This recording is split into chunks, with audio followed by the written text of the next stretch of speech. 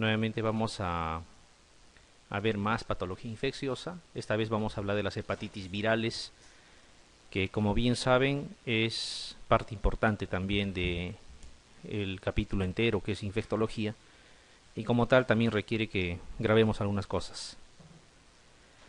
Vamos a ser estrictos cuando hablamos de hepatitis virales. Hablamos de esas hepatitis conocidas por ustedes desde la A hasta la E, ¿no es cierto? Y también las hepatitis por los herpes virus, o sea, citomegalovirus, Epstein-Barr, que también son hepatitis virales. Tienen ciertas particularidades y es justamente ahora donde vamos a tratar de detallar eso. Más que todo la parte del manejo de los marcadores. A veces nos ponen marcadores ahí y nosotros tenemos que definir de qué cosa nos están hablando, ¿no? Ya. De ahí partimos entonces, vamos a directamente hablar de la hepatitis A, que es la primera hepatitis que tenemos que tratar. La gran mayoría conocemos la patogenia de la hepatitis A. Siempre lo relacionamos con niños, siempre lo relacionamos con cuadros benignos, ¿no?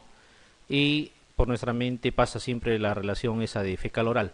Está bien, todo eso es cierto, pero tiene algunas características que hace que a veces se salga de ese cuadro, ¿ya? Eso es justamente lo que hoy día tienen que tener cuidado para que no cometan errores. Miren, de alguna manera este esquema nos muestra en el globo terráqueo la prevalencia, la cero prevalencia de hepatitis A, ¿ya? En la población general se supone, adulta. De baja prevalencia, lo que está más o menos de blanco, lo que están viendo, ¿ya? Si, por ejemplo, comparamos ese territorio, sabemos que aquí, ¿qué naciones están acá? Australia, ¿no? Australia es un país sumamente desarrollado en ese sentido, entonces es obvio que su nivel de lo que es servicios, lo que es sanidad, está pues muy por encima del promedio del resto, entonces eso implica, ¿no?, de que tengamos, digamos, esta baja prevalencia. En Norteamérica es básicamente por la alta tasa de vacunación contra la hepatitis A, ¿ya? Lo que está de ese verde no tan oscuro son, que básicamente abarca la parte norte de Europa, más o menos, podríamos decirlo así, prevalencia intermedia, ¿ya? Y miren todo lo demás, o sea, África, Asia, todo Sudamérica y Centroamérica, alta prevalencia, ¿ya? El Perú no es la excepción. Nosotros, en nuestro medio, si hacemos un estudio de seroprevalencia de anticuerpos, excluyendo los que se han vacunado, porque obviamente las últimas generaciones ya tienen acceso fácil a la vacuna, pero en el resto de la población, si hacemos un screening, seguramente que tendríamos sorpresas. La mayoría no recuerda haber tenido hepatitis A y eso se debe a que el cuadro clínico no siempre es florido. Muchas veces son cuadros oligosintomáticos, a veces incluso asintomáticos, ¿ya? Sin embargo, ya hemos tenido la hepatitis A. Lo que sucede es que si esta hepatitis A se presenta a más edad, en adultos, tiene más chance de ser complicada y hasta muchas veces incluso tener una hepatitis fulminante. No es raro ver casos de pacientes con ictericia y fiebre que fallecen a pesar de todo lo que se hace, y lo último que se detecta después que era una hepatitis A, ¿ya? Entonces puede haber cuadros de este tipo. Cuanto más adulto se presenta el cuadro es peor, hemos dicho, ¿ya? Cuadros con ictericia, con postración, con falla hepática, que puede incluso tener éxito letal, o sea, puede terminar en el fallecimiento del paciente. Sin embargo, la mayoría de los cuadros felizmente no es así. La mayoría de los cuadros se da en infantes, en niños, ya en edad escolar o preescolar incluso, cuando están yendo al nido, al jardín o los primeros años de la primaria, y son cuadros oligosintomáticos benignos que remiten y que jamás tienden a la cronicidad. En ningún caso, la hepatitis A se hace crónica. No existe hepatitis A crónica, bajo ninguna circunstancia. Hepatitis A fulminante sí puede haber, raras veces, pero hepatitis A crónica jamás, ¿ya? No es, digamos, característica de la patología que se haga crónico, nunca se hace crónico, ¿ya? La forma de transmisión fecal oral, sabemos que las personas que portan la hepatitis A ese tiempo previo a la ictericia, por si acaso, ¿ya? La persona empieza a eliminar el virus con capacidad de contagiar previo a tornarse histérico. Por eso es que nadie se da cuenta, ¿ya? A veces cuando ya se hace histérico ya no es contagioso siquiera. En ese momento es fácil contaminar generalmente alimentos y llevarse el virus de justamente por mediante alimentos o agua contaminada. ¿Ya? Entonces la forma de transmisión es fecal oral para este tipo de hepatitis. Y esas cosas tan sencillas son las que preguntan en los exámenes, ¿no? ¿Cuál de los siguientes virus de hepatitis se transmite fecal oral? Más de una vez he visto. Y la alternativa obviamente es hepatitis A dentro de lo que les colocan, porque les ponen con la hepatitis C, hepatitis B y otras más. Ya vamos a ir viendo. Ya, entonces, incluso las moscas podrían transmitir, no vaya a ser que les pregunten, pues una alternativa, claro que sí. Ya, todo lo que sea fecal oral puede ser transmitido también por moscas, porque pueden trasladar en sus patas, ¿no? Materia contaminada y obviamente contaminar alimentos sobre todo, a veces agua, y tendríamos obviamente la posibilidad de contagiarnos. Bien, ¿por qué mostramos esta figurita tan risueña, diríamos? Es justamente este grupo de población la que más riesgo tiene para hepatitis A. Ya, esta población de infantes, preescolares, niños que asisten al nido, guarderías, donde se pueden contagiar fácilmente. ¿Y eso por qué? Porque muchas veces el personal encargado de atenderlos no toma las precauciones del caso. Entonces, si un niño está infectado, como decimos, antes de hacerse histérico o tener molestias siquiera ya está eliminando el virus. Entonces es fácil, mientras atienden a un niño, trasladar el virus a otros niños más. Entonces ahí es factible. Por eso la vacunación se sugiere desde los 2 años. Ya hoy en día es desde los 2 años si es que quieren de alguna manera evitar esta posibilidad. Muy bien. Entonces, ¿qué cosa podemos decir de la hepatitis A? Es un picornavirus. A ver, repasemos un poquito. Un picornavirus es un virus RNA, ¿no es cierto? Ya lo habíamos dicho en el momento que hablábamos de la clasificación nada más de los virus de acuerdo a su material genético. Y una manera para que nos soplen es que tenía en su nombre RNA virus, ¿no es cierto? Una manera de reconocer, por ejemplo, el hepaznavirus en su nombre. Ustedes van a encontrar DNA virus cuando es el hepaznavirus, y realmente el hepaznavirus es un DNA. En este caso el picornavirus es un RNA virus o virus RNA, como quieran, ¿ya? Entonces un picornavirus, ya, de tipo RNA obviamente. Miren, siempre van a resaltar esta característica países con bajos estándares de higiene. Obviamente el Perú no es la excepción. Nosotros en nuestro medio tenemos esa característica, generalizando y sacando un promedio, obviamente. Puede haber sitios donde esto esté saldado, pero si sacamos el promedio de toda la población, seguramente estamos en ese grupo, ¿ya? Fíjense que el virus es muy resistente a altas temperaturas, o sea, no esperar que de repente la presencia de los rayos solares, por ejemplo, puedan eliminar esa posibilidad. Ácidos, incluso a álcalis, pueden resistir, ¿ya? O sea, estamos hablando, cuando hablamos de ácidos y álcalis, la mayoría de los jabones comunes, ¿no? Y algunos productos de limpieza que a veces pensamos que utilizando o estamos eliminando toda posibilidad, no es así, ¿ya? Cuando hacemos el lavado de manos es básicamente para eliminarlos por arrastre. Ya ustedes saben, cuando usan un jabón de mano, quitamos la grasa de las manos y el agua lo que hace es eliminarlo por arrastre. Esa es la idea, ¿no? La mayoría de las veces. Entonces hay que tener en cuenta eso. La transmisión fecal oral, ya, pues se pregunta examen. Es simple, está bien. Y una pregunta de este tipo tiene el mismo valor que un caso clínico complicado, donde la alternativa, digamos, la van a obtener después de pensar mucho. Es igual, vale lo mismo. Entonces hay que mirarlo por igual. Miren, el cuadro clínico se les va a hacer repetitivo cuando hablemos de las otras hepatitis. Todas las hepatitis virales, sin excepción, tienen un cuadro clínico muy similar. Tienen un prodromos, donde existe algo de decaimiento, malestar general, o sea, es inespecífico, ¿ya? A veces astenia, tendencia al sueño, ¿ya? Cansancio, eso es lo que refieren. No siempre esperen la histericia, por si acaso, ¿ya? Y hay un momento en que eso incluso puede remitir y quedar ahí, en el caso de la hepatitis A. Y algunos casos se hacen floridos, obviamente, y es fácil de diagnosticar. O sea, cuando, por ejemplo, tenemos el caso de un niño histérico, con fiebre, con vómitos, con náuseas, ¿no? eso ya la cosa es mucho más clara, ¿no? Pero no siempre lo encontramos. Un dato interesante es la coluria. Siempre pregunten cómo están las orinas. La mayoría de las veces las personas responden, sí, están cargadas. Para toda la respuesta siempre va a ser igual, pero insistan. ¿Cómo cargadas? ¿Como un té cargado, así, medio marrón o medio amarillento? Si les dicen así, marrón, como un té cargado de color oscuro, eso es una coluria franca, ¿ya? Y eso sí está relacionado a esta posibilidad. Entonces, cuando el cuadro es florido no va a haber problema, pero si ustedes tienen un paciente que no, digamos, no tiene todas las características clínicas a la vez, obviamente pueden dudar. Entonces, por la edad, por el grupo etario, pueden ustedes sospechar de hepatitis A y no está de más hacer ese descarte. Volvemos a repetir, no tiende a la cronicidad, bajo ninguna circunstancia.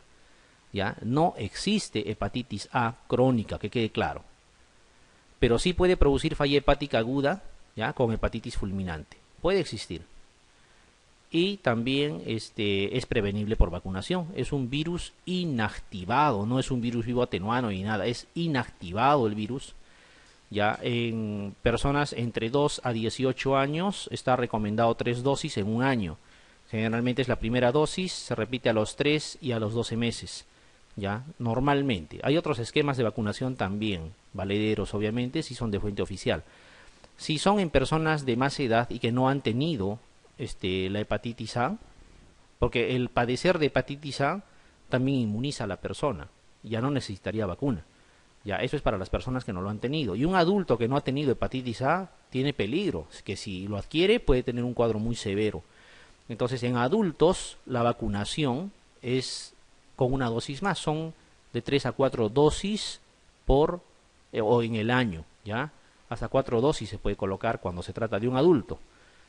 ¿Ya? Acuérdense de que es una vacuna con virus inactivo, no es un virus vivo atenuado. Ya hemos visto algunas diferencias, ¿no es cierto?, de este tipo de vacunas. Entonces, solo para repasar, un virus vivo inactivo, ¿no? En general, si se acuerdan, se requería varias dosis. ¿Por qué? Porque no se replica. Al ser inactivo, no se va a replicar. Ustedes colocan una dosis y no va a ser suficiente, tienen que repetir una más y una más. Por eso es que sea 3 dosis como mínimo en el caso de ese grupo etario de 2 a 18 años. Si fuera un virus vivo atenuado, que no es el caso, esto lo digo a manera que recordemos, suficiente a veces era una dosis, ¿no es cierto? Porque el virus vivo atenuado estaba vivo, como su nombre lo dice, ustedes le aplican la vacuna y en el interior del organismo se replica, se multiplica, porque está vivo. De tal manera que no es necesario poner dosis de refuerzo. Y ese ejemplo lo tienen, si ustedes quieren, en, por ejemplo, la fiebre amarilla, ¿no? Es una vacuna muy eficaz, ¿no? Una vacuna se coloca y se acabó. Se recomienda cada 10 años, pero ya está demostrado que una vacuna protege de por vida incluso. Entonces, con una sola dosis es suficiente. En los virus, en las vacunas por microorganismos inertes, por microorganismos no vivos, se tiene que colocar varias dosis. Y ese es el caso. Otra más, podrían colocar inmunoglobulina junto con la vacuna en este tipo de situaciones. ¿Qué creen?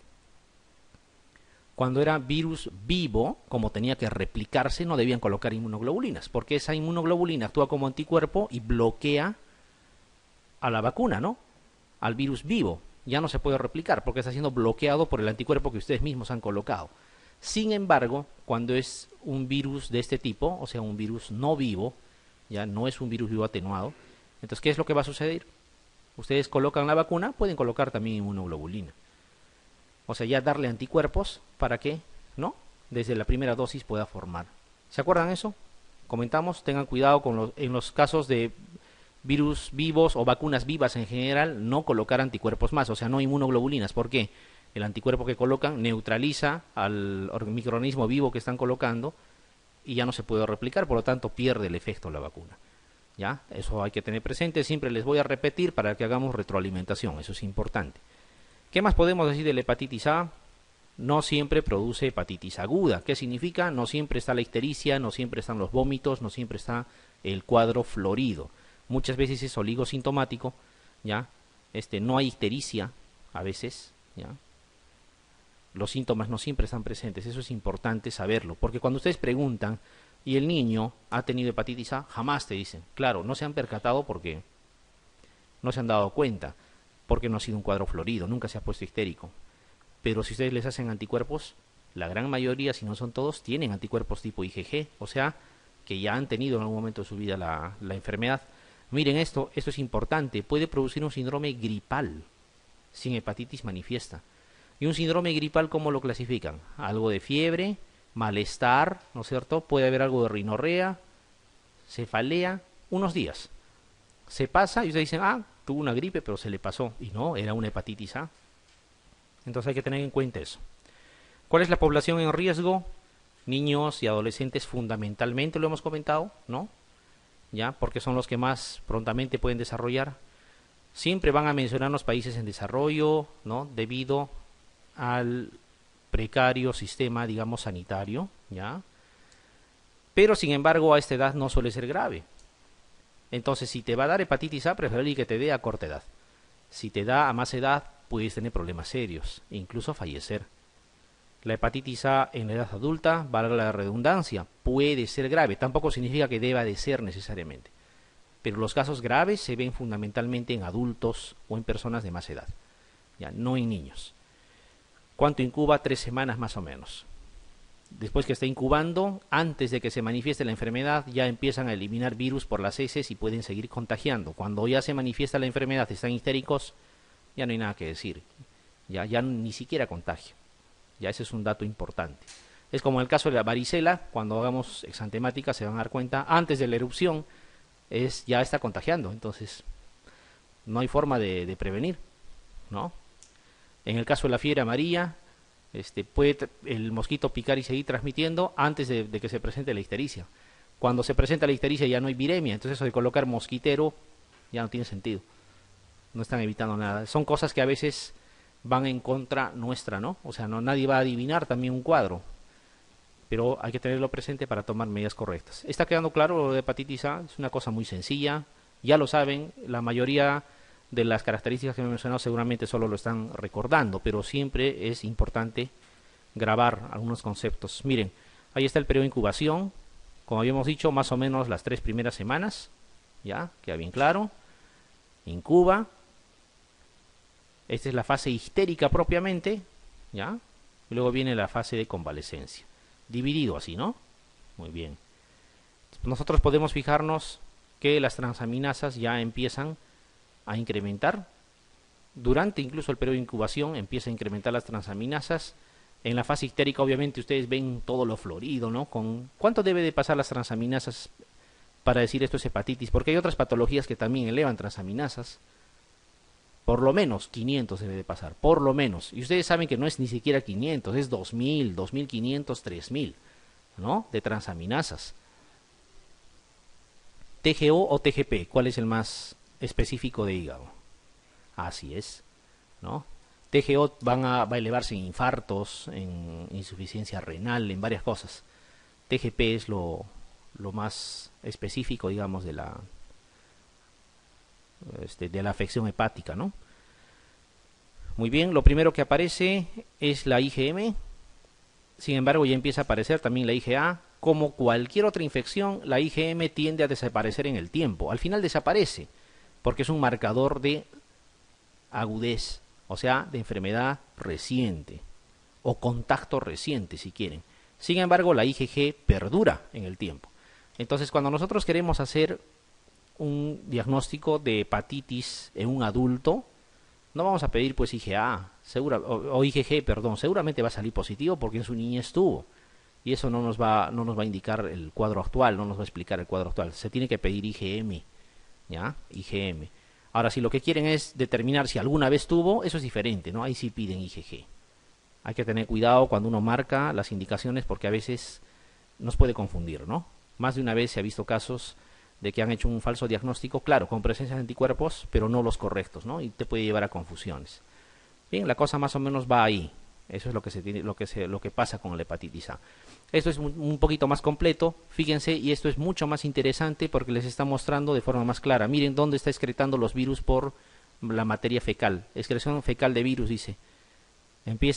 Hay un pico incluso, ¿ya? De eliminación, que no dura siquiera días. Si ustedes sacan un promedio, por lo menos una semana entera, ¿no? Antes del inicio de los síntomas y todo lo demás, ya existe, ¿no? Ya existe la excreción de virus por la materia fecal. Todo lo demás, los marcadores, o sea, antes de que se enteren que es hepatitis A, ya eliminado en gran cantidad. Cuando más o menos hacen el diagnóstico, ni siquiera ya está eliminando virus. Eso es lo que tienen que tener en cuenta. Entonces, nuevamente, fíjense, este es el anticuerpo total, que siempre es la suma de IgM e IgG. IgM siempre nos indica agudez. Aquí está, lo de verde, ¿ya? Va a desaparecer de todas maneras el IgM. Lo que va a perdurar es el IgG. ¿Ya? El IgG queda muchas veces de por vida. A tenerlo presente, ¿ya? A tenerlo presente. Muy bien. Lo mismo aquí. Aquí está el antígeno, o sea, el virus podría ser, ¿no es cierto? La presencia. Inicia la ictericia cuando ya ha habido o ha pasado el pico, ¿no? De posibilidad de transmitir la enfermedad. Nuevamente repetimos, IgM, IgG. Creo que la cosa queda clara. ¿Cómo vamos a utilizar la vacuna? Ustedes saben, ya lo hemos comentado, la vacuna actúa como antígeno, ¿no es cierto? En este caso es un virus inactivo. Colocan el antígeno y el cuerpo, el organismo reacciona produciendo anticuerpos de tipo inmunoglobulina. ¿Ya? Entonces aquí voy a recalcar la pregunta que les hice. ¿Podríamos colocar también anticuerpos, o sea, inmunoglobulina? La respuesta es sí, porque como es inactivo, entonces estos anticuerpos no van a, digamos, interferir en ningún tipo de replicación, porque estos antígenos corresponden a virus inactivo, no se van a replicar, entonces no va a haber problema. Cuando son virus vivos atenuados, ahí sí. El anticuerpo que le colocamos neutraliza al virus vivo y simplemente no hay el efecto de la vacuna. Ya hay que tener en cuenta, son virus de tipo inactivo, el doble de unidades antigénicas para el caso de la dosis en adultos, no creo que les pregunten, pero hay que saberlo. Para el de uso pediátrico tiene la mitad respecto al del adulto, ya, de unidades antigénicas. Lo que les decía, la edad recomendada entre 2 y 18 años de edad. Esa es la edad recomendada para colocar la vacuna. 3 dosis en el plazo de un año, lo que habíamos dicho, ¿no? Colocan al tercer mes y a los 12 meses repiten, más o menos así. Hay otros esquemas que es 1, 6, 12 también. Ya, vale, no hay discusión en eso. Y en el caso de los adultos, tienen que un poco más ajustar la dosis, o sea, hacerlo más pronto. Por eso dice, a veces incluso en simplemente 6 meses tienen que completar la dosis, y se puede usar hasta 4 incluso, ¿ya? Hasta 3 o 4 cuando se complete el año, para poder forzar la formación de esos anticuerpos.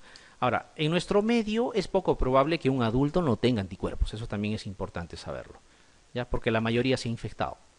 Hay un trabajo interesante que se ha hecho acá en nuestro medio, el Instituto Nacional de Salud lo ha monitoreado, con estudiantes de la Universidad Cayetano, ¿ya? No es reciente, por si acaso, ya tiene sus años ese trabajo, porque hoy en día la mayoría ya tiene vacuna, ¿no? La mayoría ya se ha vacunado, es de hace algunos años. Lo cierto es que han hecho seguimiento en el tiempo. Durante la universidad no había mucho problema, mantenían esa ausencia de anticuerpos. Sin embargo, cuando ya empezaban a hacer sus prácticas, ya sea externado o el mismo internado, etcétera, frecuentaban la zona donde está la universidad, ¿no? Entonces, en las noches todos hacían eso, salían a comer algo a la puerta del hospital. Lo cierto es que con un año de permanencia nada más en ese tipo de rutina, todos tenían anticuerpos para hepatitis A. O sea, es fácil contagiarse, ¿ya? Es muy, muy fácil de contagiarse. La única forma de prevenir es vacuna, ¿ya? La única forma. A ver, respondamos esta primera interrogante. Dice sobre la hepatitis A, indique la alternativa correcta. Dice, junto a la hepatitis E, afectan fundamentalmente población pediátrica. Bueno, vamos a hablar también de la hepatitis E nosotros. Sin embargo, les puedo ir adelantando algo. Ya, hoy día vamos a hablar de la hepatitis E también. Cuando ustedes hablen de las hepatitis virales, normalmente les hablan de la A, de la B la C están los virus, el delta sobre todo, ¿ya? Y luego viene el virus E. ¿Cuáles son los extremos? A al inicio y al último E, ¿no es cierto? Esos dos extremos tienen características muy comunes. Se transmiten ambos por vía fecal-oral, ¿ya? Entonces la hepatitis C también se transmite por vía fecal-oral. La fisiopatogenia es muy similar, todo lo que hemos visto, la excreción de virus, etcétera, etcétera. ¿Cuál va a ser la diferencia? De que la hepatitis A afecta fundamentalmente población pediátrica y la hepatitis C es fundamentalmente de adultos, ¿ya? Y dentro de ese grupo de adultos, el grupo de riesgo es las gestantes, donde tiene alta tasa de letalidad, relativamente hablando, ¿no? Cualquier tasa de letalidad es alta cuando se trata de gestantes. Entonces, más o menos esas son las diferencias. Ya lo vamos a ir mejorando cuando hablemos de hepatitis C, pero eso ya vayan acordándose. Entonces, si comparte esas características con la hepatitis A, ¿qué opinan de esto de aquí? Dice, junto con la hepatitis C, estamos hablando de la hepatitis A, junto con la hepatitis C, afectan fundamentalmente población pediátrica, no es real, ¿ya? Porque la E, hemos dicho, es más para adultos y la A es para niños. Está muy bien que ambos tipos de hepatitis se transmitan fecal-oral, eso sí es cierto, ¿ya? Pero de que ambos compartan la población, no, no es así. El siguiente dice, tiene diferente mecanismo de transmisión que la hepatitis C, es más o menos un complemento a la anterior alternativa. El mecanismo de transmisión, hemos dicho, es el mismo, es fecal-oral, ¿ya? Son las dos que son fundamentalmente fecal-oral, ¿ya? Por lo tanto, no es real tampoco esta alternativa. La siguiente dice, puede producir falla hepática aguda y muerte. ¿Qué opinan? Claro que sí, no es lo común, ¿ya? Pero dice puede producir, sí puede producir, ¿ya? Dice, ¿es prevenible por vacunación? Sí. ¿O no es prevenible? Claro que sí, pero dice a dosis única de por vida, ya lo malogró todo. Son 3 dosis, ¿no es cierto? Y el otro, ninguna de las anteriores, que no entra a tallar. La alternativa claramente vendría a ser la alternativa C, la correcta, ¿no es cierto? O sea, puede producir falla hepática aguda y muerte, ¿ya? No en todos, pero en algunos casos sí. Ahora, ¿cómo ustedes van a monitorear un caso de hepatitis, ya sea A o sea B? Hepatitis, me refiero a hepatitis de tipo, o sea, esas que se manifiestan clínicamente, con ictericia, con vómitos, con postración, con todo eso. ¿Cómo saber si se está yendo a la falla hepática? Esa es una pregunta que quizá no les van a interrogar en el examen, pero sí es importante que lo sepan, ¿ya? O también quizás sí les puedan preguntar, ¿ya? Voy al hecho siguiente. ¿Cómo monitorear si en todas las hepatitis las transaminasas están en 3000? O sea, ¿qué espero para monitorear? ¿Cómo monitoreo? ¿Ya? Esa es la respuesta, es el tiempo de protrombina.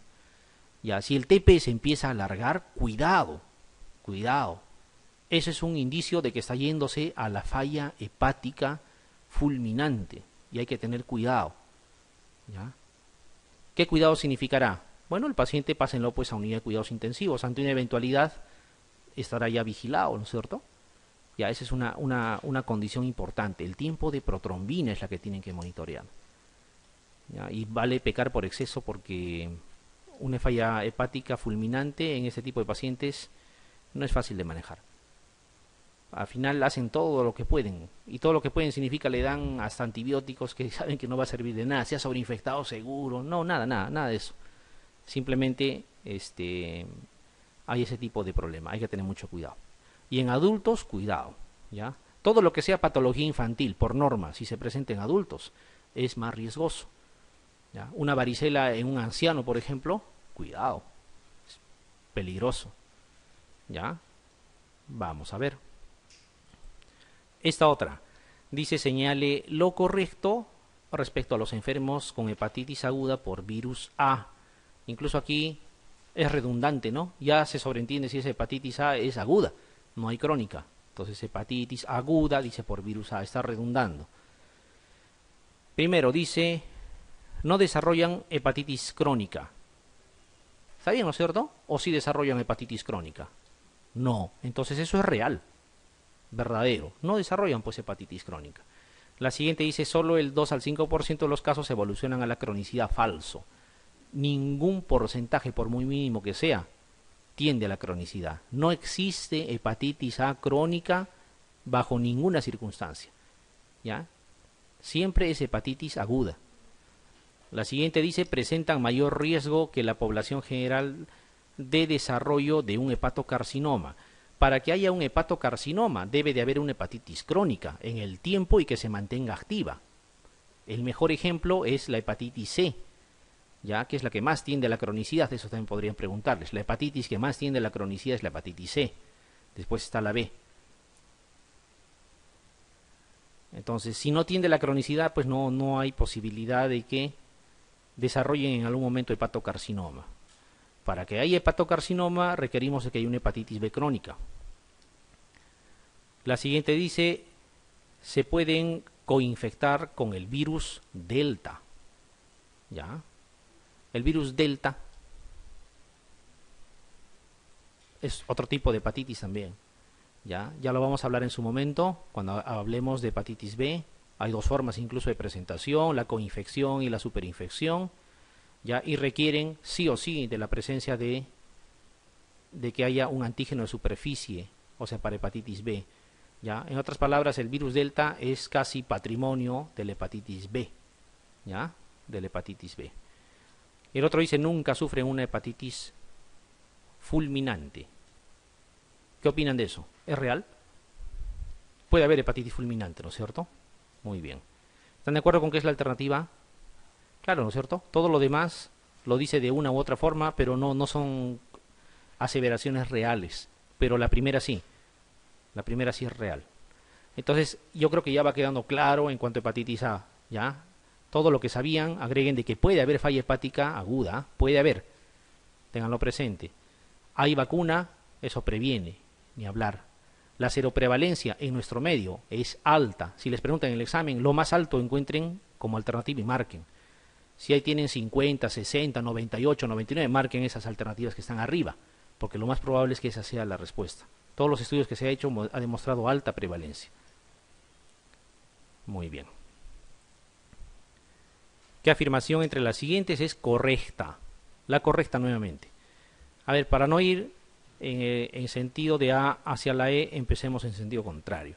Dice, la elevación de la IgM, antivirus hepatitis A, ya es de poca utilidad diagnóstica. ¿Qué opinan?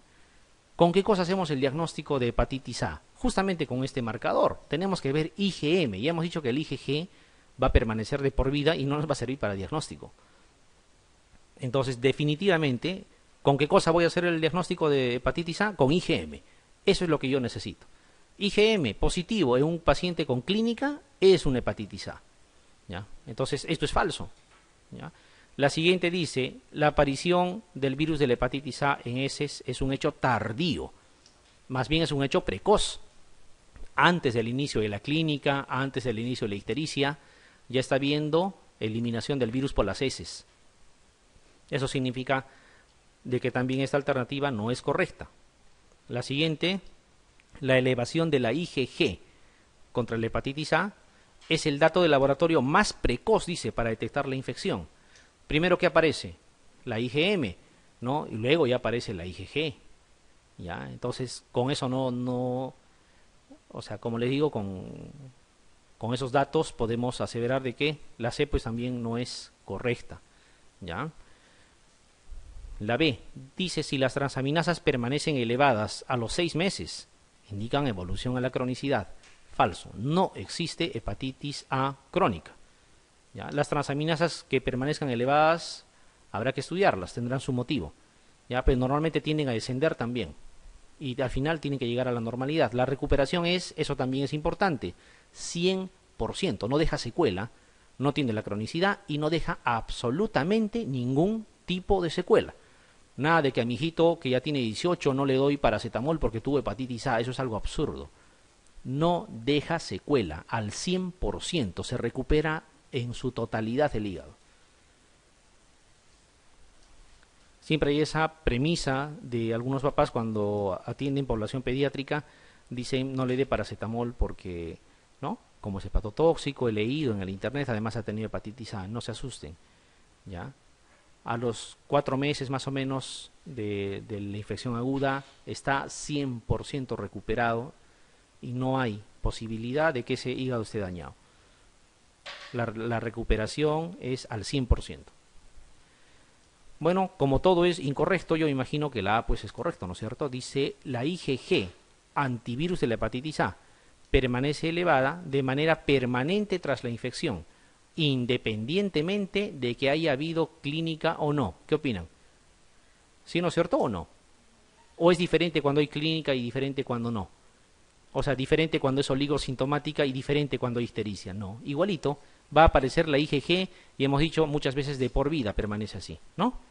Entonces, ¿cuál es lo correcto? La alternativa A. Bien, más o menos eso resume lo que necesitamos de hepatitis A. No es mucho, en realidad.